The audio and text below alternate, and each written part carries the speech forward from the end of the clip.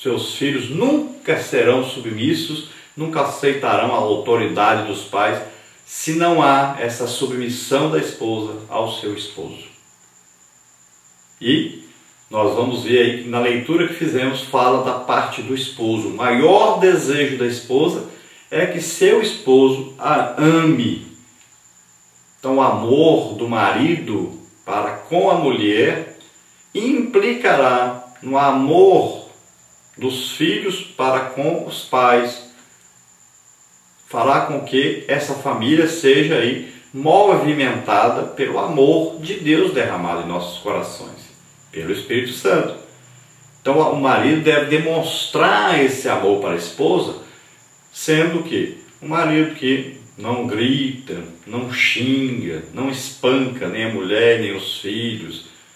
Então deve ser uma pessoa que exerce a autoridade que Deus lhe deu, mas exerce essa autoridade com muito amor, com muito carinho e sempre buscando sustentar o seu lar, cuidar do seu lar, mas também sempre tratando a esposa com amor, com carinho, com compreensão, procurando ajudá-la nas tarefas do dia a dia, principalmente exercendo a autoridade de pai dentro desse lar, exercendo a autoridade de marido nesse lar, para que tudo funcione corretamente. Então nós vemos que o grande problema da família hoje, o grande conflito que existe na família é exatamente devido a isso.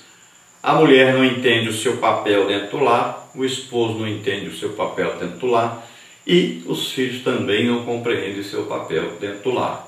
Falta aí principalmente esse princípio de autoridade. E logo a seguir vem o que? O princípio do amor. Aí vem o princípio da obediência e tudo funcionará de acordo com a palavra de Deus, tudo estará bem. O grande problema que existe é que a mulher não entende o que é submissão, o marido não entende o que é amor e os filhos não entendem o que é honrar os seus pais. Vamos ver a nossa introdução, que diz: os conflitos familiares vêm de tempos imemorais. No Éden, antes da queda, havia um ambiente perfeito, harmônico e amoroso. Mas o casal, ouvindo o tentador, perdeu a doce comunhão com Deus e a consequência não podia ser outra: o início de sérios conflitos familiares. A boa nova para os nossos dias é saber da possibilidade em Cristo de equacionarmos os problemas que às vezes afetam a família cristã.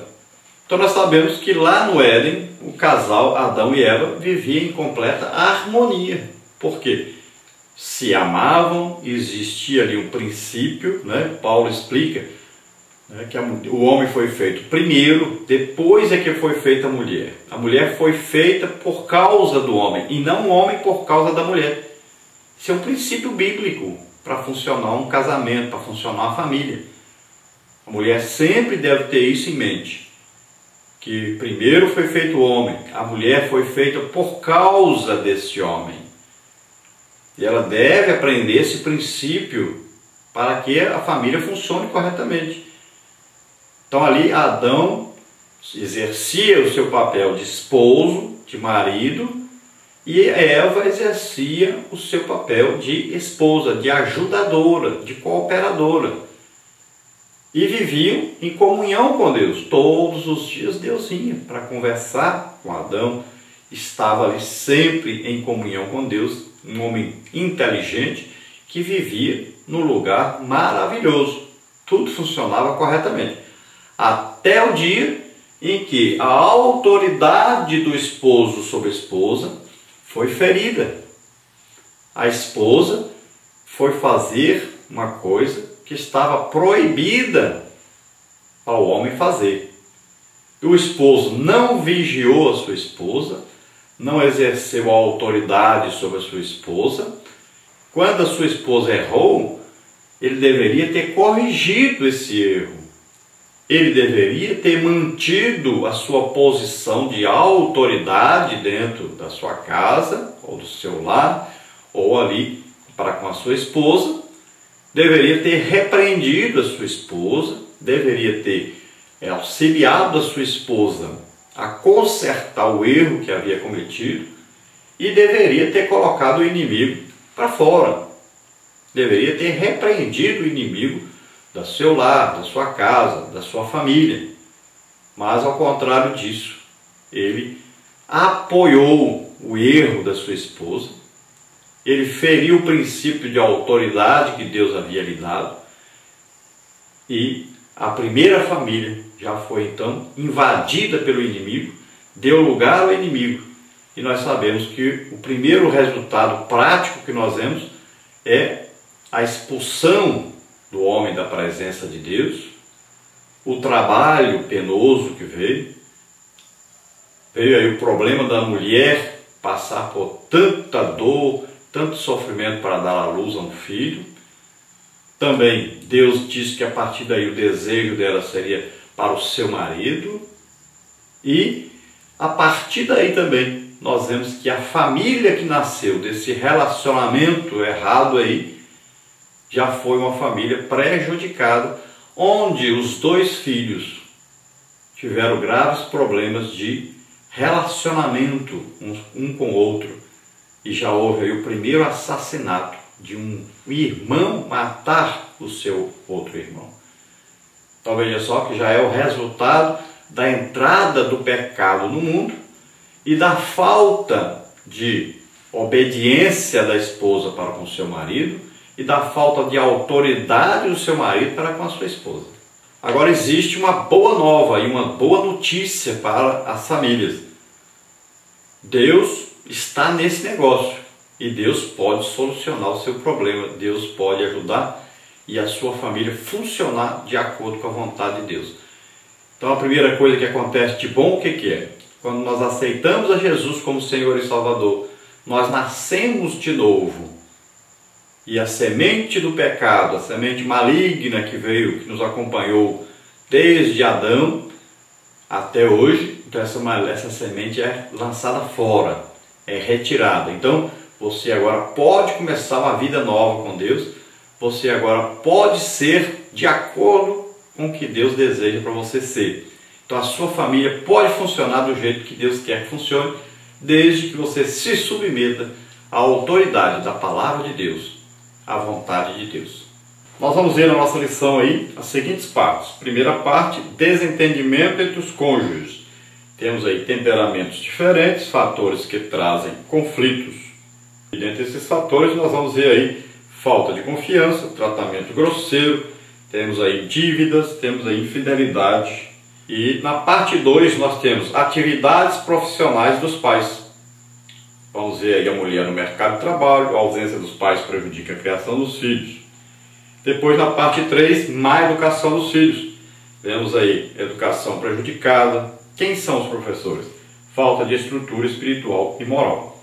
Então dentro da primeira parte aí, desentendimento entre os cônjuges, vamos ver aí primeiro temperamentos diferentes. Dentre os vários motivos existentes para justificar os desentendimentos entre os cônjuges, o que mais se destaca é o temperamento. Segundo os psicólogos, temperamento é a combinação de características inatas que herdamos dos nossos pais, que, de forma inconsciente, afetam o nosso comportamento. Então, de acordo com o conceito popular, podemos dizer que o temperamento é a maneira própria pela qual reagimos aos diversos estímulos e situações que se nos apresentam cotidianamente. Veja Gênesis 25, 27. Mas, pelo amor, podemos e devemos vencer todas as nossas diferenças a fim de que tenhamos um casamento feliz. Então, veja bem, nós viemos de uma família e a maneira que essa família vivia influencia diretamente na nossa maneira de ser. Isso é uma coisa que funciona inconscientemente.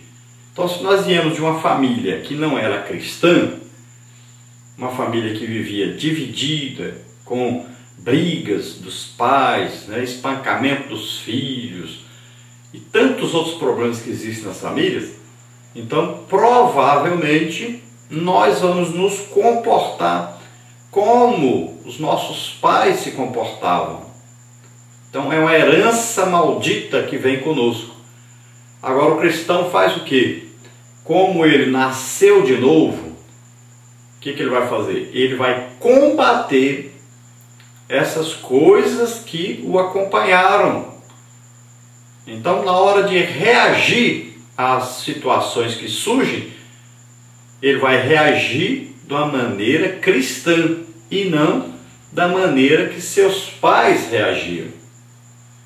Então nós temos que tomar todo esse cuidado, porque existe uma raiz aí, existe aí uma herança, existe aí uma coisa que foi gravada no nosso subconsciente. E nós temos a tendência de reagir da mesma maneira que nós reagimos antes de sermos cristãos, ou da maneira que nossos pais reagiam por eles não serem cristãos, ou por eles não viverem de acordo com a Bíblia.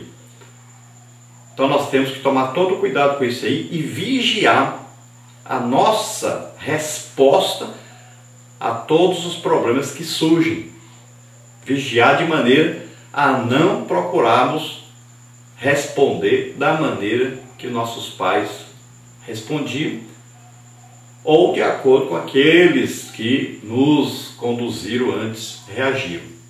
Então, se o cristão é sal e se o cristão é a luz, então ele tem que saber que para reagir a qualquer situação, ele deve reagir de tal maneira que a palavra de Deus, a vontade de Deus prevaleça e de que isso que ocorrer vai servir de luz, de testemunho diante da sociedade que ele vive. E a maneira certa é sempre reagindo com amor. E o amor traz consigo o perdão. Vamos ver aí fatores que trazem conflitos. Diversos são os fatores que desencadeiam conflitos no lar. Eis alguns deles. Então nós vamos ver aí falta de confiança, tratamento grosseiro, vamos ver aí também dívidas e infidelidade. Vamos ver primeiro aí falta de confiança. Então o casamento só tem sentido quando é estabelecido na plena confiança do amor verdadeiro, pois o amor folga com a verdade. 1 Coríntios 13:6. Quando há amor entre o casal, não há motivos para desconfianças ou ciúmes. 1 Coríntios 13:5b. Há quem pense que o ciúme desenfreado é prova de amor. Leva engano. É loucura que pode inclusive colocar em risco a estabilidade conjugal. Então o que é na verdade o ciúme? O ciúme é a falta de confiança que a pessoa tem, não é na outra pessoa, é em si próprio. Então, se ele acha que ele é menos inteligente que a pessoa com que ele se casou, então o que ele faz?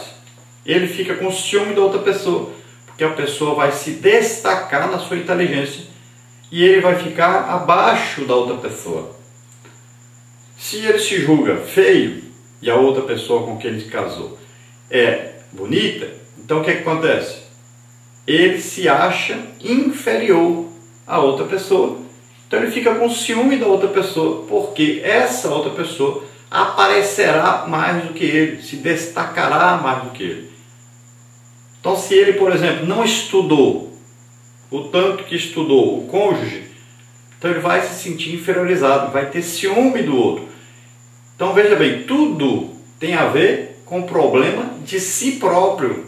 Se você não consegue resolver o seu problema, então você vai sentir ciúme do outro, porque você vai sempre julgar o outro melhor e superior a você, e você vai achar que o outro está buscando uma outra pessoa que seja do mesmo nível dela. Então quando você vê essa outra pessoa conversando com outra pessoa que tem um nível superior ao seu, tanto pode ser um nível físico, ou financeiro, ou intelectual, você vai achar então que o seu cônjuge está querendo viver com essa outra pessoa.